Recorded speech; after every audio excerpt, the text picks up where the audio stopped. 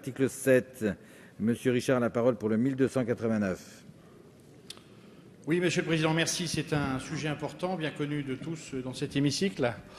Depuis 1983, les hommes déclarant avoir eu au cours de leur existence des rapports sexuels avec un autre homme sont frappés d'une contre-indication permanente du don de sang. Cette contre-indication trouve son origine dans le questionnaire que doit remplir chaque donneur potentiel, questionnaire qui permet aujourd'hui d'écarter du don de sang une personne en raison de son orientation sexuelle. Mes chers collègues, la question de la transfusion sanguine est au carrefour de deux enjeux essentiels. D'abord, recueillir des produits sanguins en quantité suffisante, tout en réduisant au maximum les risques de contamination des receveurs. Il est par conséquent essentiel que cette question ne soit pas instrumentalisée, elle n'a été que trop. Pour autant, comment fermer les yeux plus longtemps sur la discrimination que subissent les homosexuels et les bisexuels masculins en raison même de leur orientation sexuelle?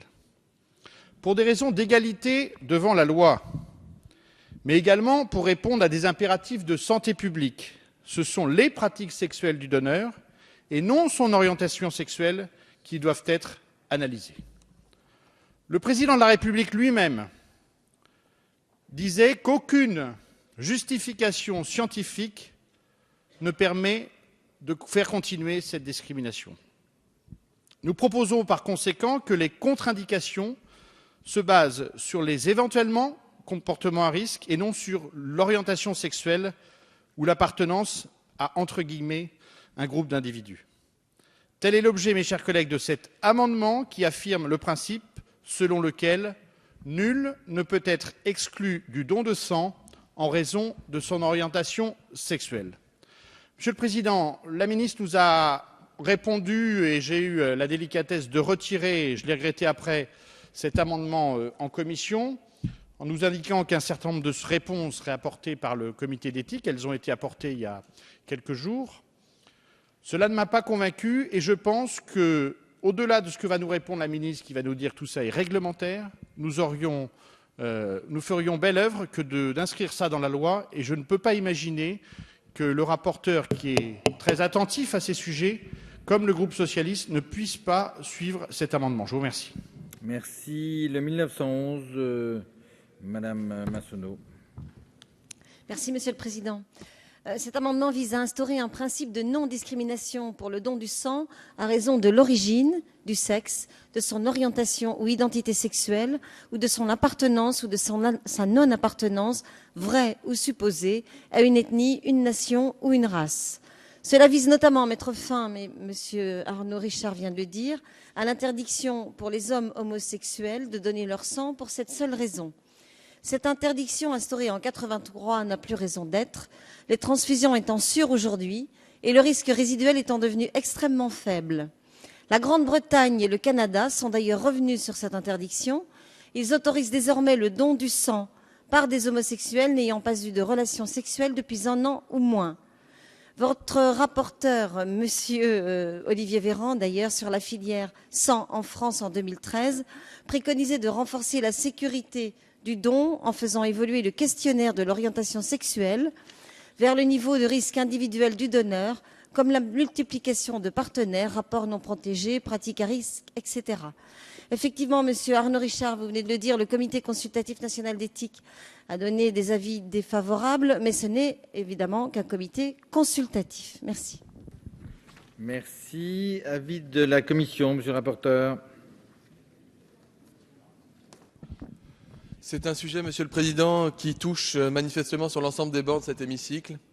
C'est un sujet qui a été abordé à de nombreuses reprises au cours des dernières années par des ministres de droite, par des ministres de gauche. C'est un sujet qui fait aussi débat dans un certain nombre de pays internationaux. J'ai vu que récemment que la Russie, qui jusqu'ici autorisait le don de sang aux personnes qui avaient des rapports avec des personnes de même sexe, envisageait de revenir dessus, non pas pour des raisons de sécurité sanitaire, mais bien pour des raisons discriminatoires. Il y a eu une démarche entamée auprès de la Cour de justice de l'Union européenne par une personne qui souhaitait donner son sang et qui a été exclue en raison de son orientation sexuelle et non pas de ses pratiques sexuelles.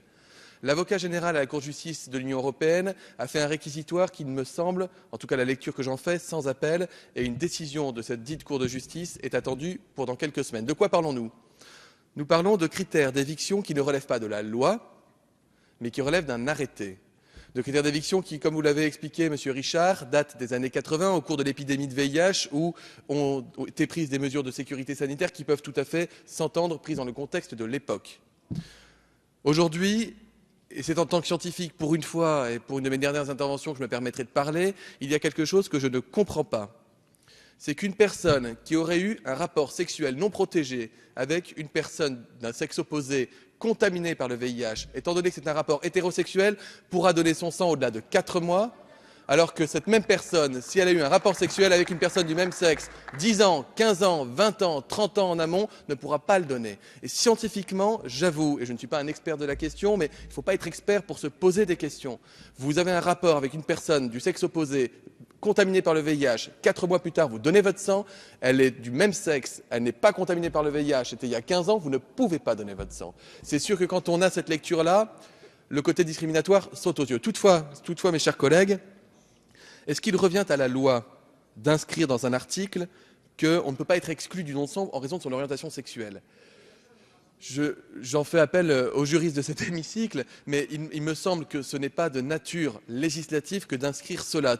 Mais force est de constater qu'année après année, c'est un débat qu'il est très difficile de trancher parce que c'est un débat qui est complexe, qui fait appel à une part de notre histoire récente. C'est une histoire qui provoque la mobilisation d'un certain nombre d'associations, d'un côté comme de l'autre. C'est une question qui ne trouve pas de réponse finalement définitive et satisfaisante, même si encore une fois on se rend compte qu'en modifiant le questionnaire, en passant plus de temps avec les donneurs potentiels, on arriverait probablement, et même on arriverait certainement, en tout cas j'en suis convaincu, je ne peux pas me déjuger, puisque je l'ai écrit dans un rapport remis au Premier ministre et à la ministre de la Santé il y a de cela 1 an et demi, on arriverait à éviter les situations objectivement discriminatoires. Donc c'est un sujet qui est complexe. Alors Madame Massonneau, la rédaction de votre amendement me donne moins d'état d'âme à vous demander de le retirer, puisqu'il est beaucoup trop, pour cette fois-ci, général, puisqu'il n'y a pas que la question de la discrimination en fonction des pratiques sexuelles, mais il y a une discrimination sur les ethnies, etc. Des choses qui rentrent moins en ligne de compte. Voilà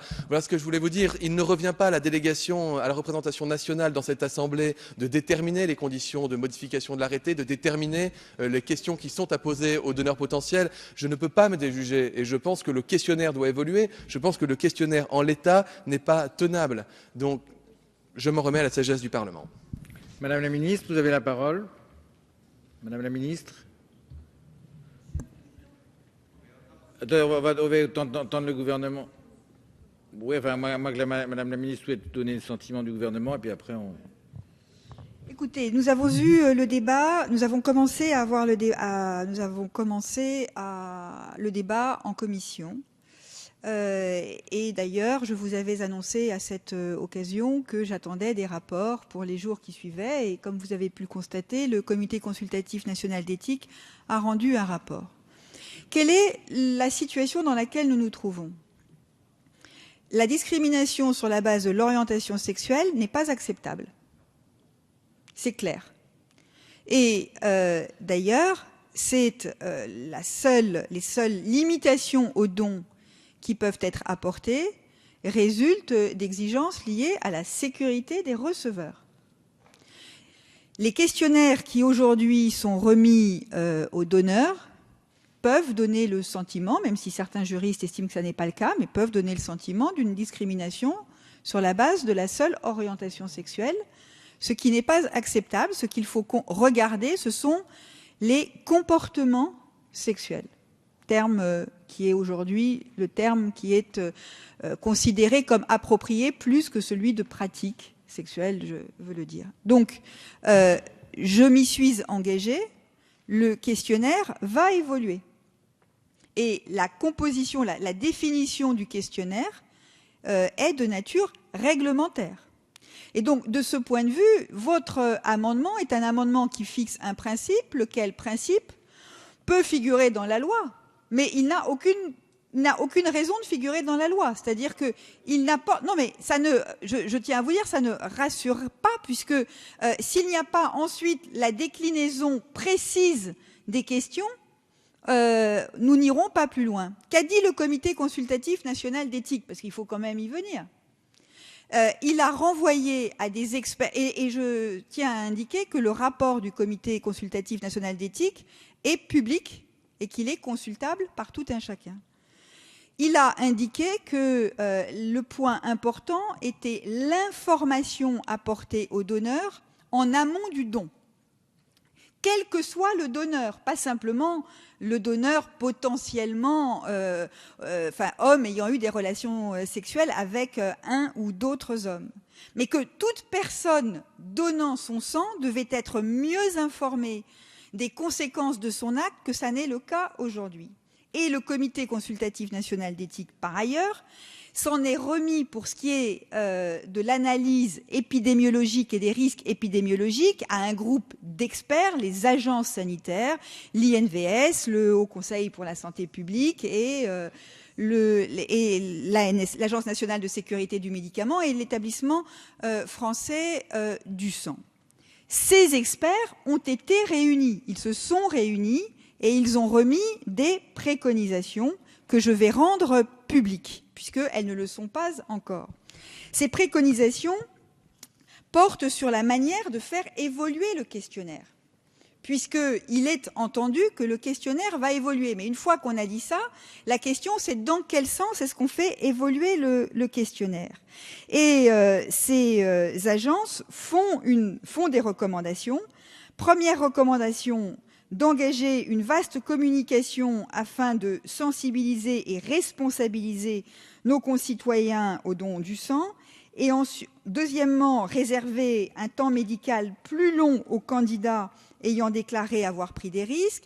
Et ensuite, ces experts constatent que plusieurs pays ont levé l'ajournement permanent des hommes ayant des relations sexuelles avec d'autres hommes et l'ont remplacé par un ajournement à 12 mois, comme cela a été indiqué, et non pas à 4 ou 8 mois, comme certains ici ont pu le demander. Donc je veux indiquer que ces experts recommandent que soit examinée la possibilité d'ajourner le don, l'ajournement, que soit remplacé l'ajournement permanent par un ajournement à 12 mois. C'est donc cette position qui va être rendue publique dans les jours qui viennent et sur laquelle je vais être amenée à me prononcer. Le débat va pouvoir se faire. Donc voilà la position que je voulais exprimer. Je comprends parfaitement l'objectif et la position qui est exprimée dans les amendements qui sont présentés. Ces amendements, par eux-mêmes, n'apportent rien au droit tel qu'il peut se décliner. Aucune sécurité juridique, je veux le dire. Tout est dans le domaine réglementaire. J'entends la position du Parlement. J'ai pris des engagements. J'ai indiqué que je rendais public les rapports qui m'étaient remis et que c'était sur cette base que les décisions d'évolution du questionnaire auraient lieu. Donc je comprends bien l'insatisfaction qui peut exister, puisque d'une certaine façon, il n'y a pas de différence sur l'objectif. Et je ne voudrais pas donner le sentiment d'opposer une démarche strictement juridique à ce qui serait une démarche strictement déclaratoire, par ailleurs, puisque, encore une fois, ces amendements n'ont pas vocation à pouvoir transformer par eux-mêmes les questionnaires. Donc, je souhaiterais pour ma part que ces amendements soient retirés parce que je ne veux pas leur donner un avis défavorable dans l'objectif que nous partageons. Et donc, je souhaiterais que ces amendements, je le dis très sincèrement, soient retirés. Je me suis exprimée en commission, je me suis exprimée dès l'automne 2012 sur cette question-là. Je me suis exprimée en commission, je m'exprime devant vous. L'enjeu essentiel, vous le savez, c'est que le questionnaire évolue. Parce que si le questionnaire n'évolue pas, ou qu'il est simplement indiqué une déclaration de principe, certains seront satisfaits, mais au fond, les choses n'auront pas changé. Et ce qui compte, c'est que les choses évoluent concrètement Et c'est ce qui est en train de se faire avec les rapports qui ont été remis. Donc c'est une demande de retrait au bénéfice de ces explications. Alors, Madame Pinville avait souhaité demander la parole. Alors, je souhaite peut-être, Monsieur le Président, demander une suspension de séance, 2 minutes, juste pour réunir le groupe. 2 minutes. D'accord, les deux droits, donc nous suspendons nos travaux pour 2 minutes.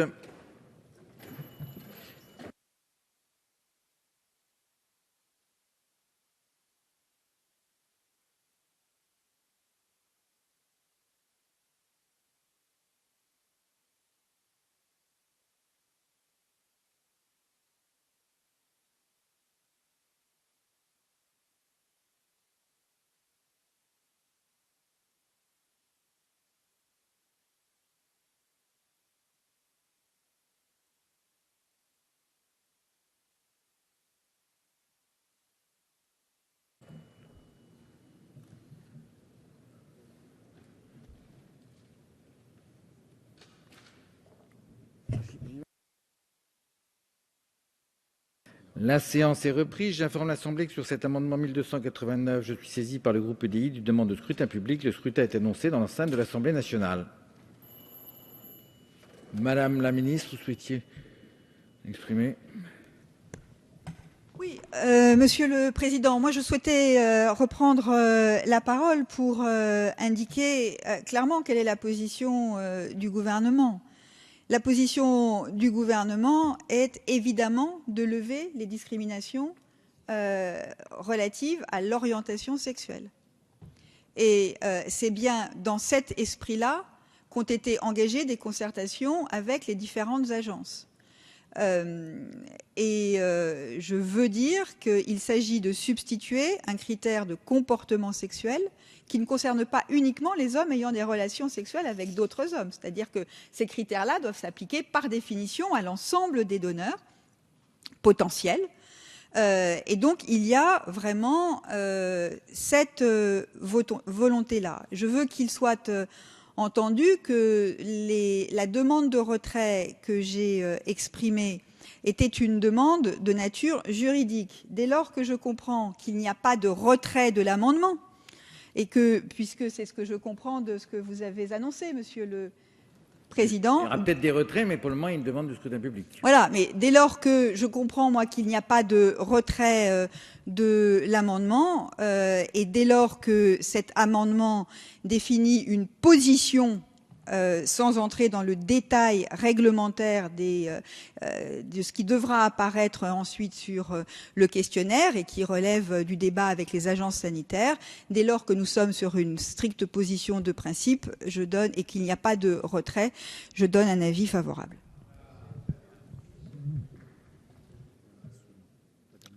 Monsieur Robinet et Madame Massonneau.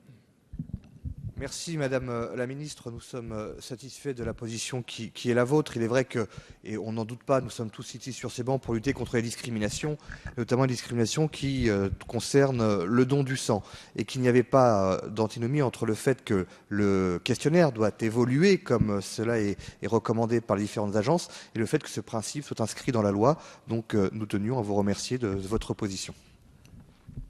Madame Massonneau. Je retire notre amendement au profit de celui d'Arnaud Richard, qui est plus précis.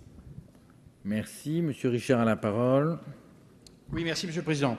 À l'UDI, nous avons eu tout le long de ce texte jusqu'à présent la volonté d'aborder les choses de manière constructive. Et je suis heureux, Madame la Ministre, que vous ayez compris qu'il n'y avait rien d'invotable dans le rappel du refus d'une discrimination qui est, nous l'avons tous perçue, totalement patente.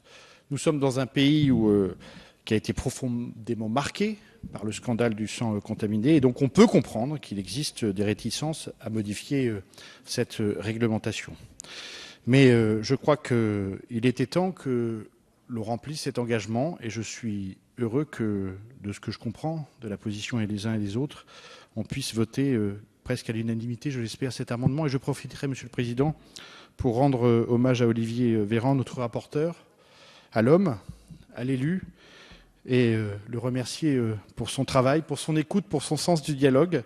Je crois, chers collègues, cher Olivier, que vous allez manquer à la représentation nationale. Et j'ai été heureux de partager avec vous ce combat qui va certainement aboutir ce soir. Merci. Merci. Donc, vous avez le document pour le vote.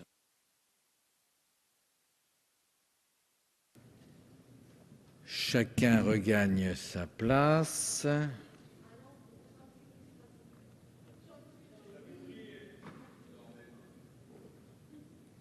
On a le temps encore, ne vous inquiétez pas.